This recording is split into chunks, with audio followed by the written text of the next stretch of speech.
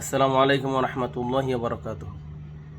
বেনামাজিদেরকে নিয়ে জমশেদ মজুমদার হাফিজাহুল্লাহ একটি চমৎকার উপদেশ দিলেন। শুনুন উপদেশটি কি। এই যুবক, তোমাকে যদি বলে ন্যাংটা হয়ে হাঁটো, হাঁটবা? কেন কেন কেন কেন কেন কেন ন্যাংটা হয়ে কেন হাঁটবা না? কি কি নোংরা কাজ, নামাজ পড়ো না, তোমার শরম লাগে না? বড় নিয়ে হাতে হাতে মদ খায়, এর কাছে মেয়ে বিয়ে দিবেন? কেন কেন এটা নির্লজ্জ লোক, মদ হেঁটে হেঁটে খায় ওপেনে। এই ছেলেটাই কিন্তু ওপেনে নামাজ পড়ে না, আপনি মেয়ে বিয়ে দিচ্ছেন। আপনি নাকি ধার্মিক, চিটিং মেশিন। ভাই, আমি আপনাকে বদনাম করতে আসিনি, কিন্তু আপনি মিথ্যুক, এটা বুঝে নেন।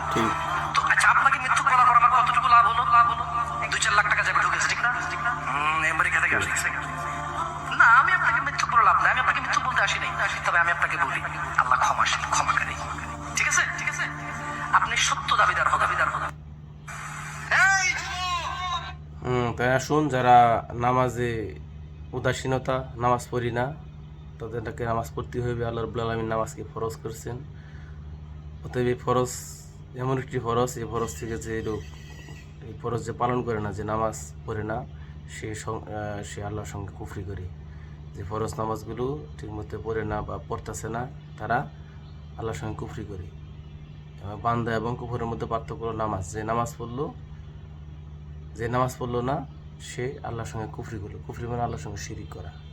তবে এই জঘন্যতম পাপ থেকে, এই জঘন্যতম অপরাধ থেকে আমরা যেন মুক্তি পেতে পারি। আল্লাহ রাব্বুল আলামিন আমাদের সকলকে যেন এই আল্লাহ রাব্বুল আলামিনের একটি আদেশকৃত বা সবচেয়ে শ্রেষ্ঠ একটি আমল আল্লাহ রাব্বুল আলামিন আমাদেরকে দিয়েছেন, যে আমল আমাদের করতে হবে, এই নামাজকে আমরা যেন অবহেলা না করি, নামাজ নিয়ে যেন উদাসীনতা না করি। এই নামাজ যেন আমরা 5 ওয়াক্ত সঠিক সময়ে, সঠিক টাইমে, আউয়াল টাইমে পড়তে পারি জামাতের সহিত। আল্লাহ রাব্বুল আলামিন আমাদের সকলকে যেন সেই তৌফিক দান করেন। আল্লাহুম্মা আমিন। আসসালামু আলাইকুম ওয়া রাহমাতুল্লাহি ওয়া বারাকাতুহু।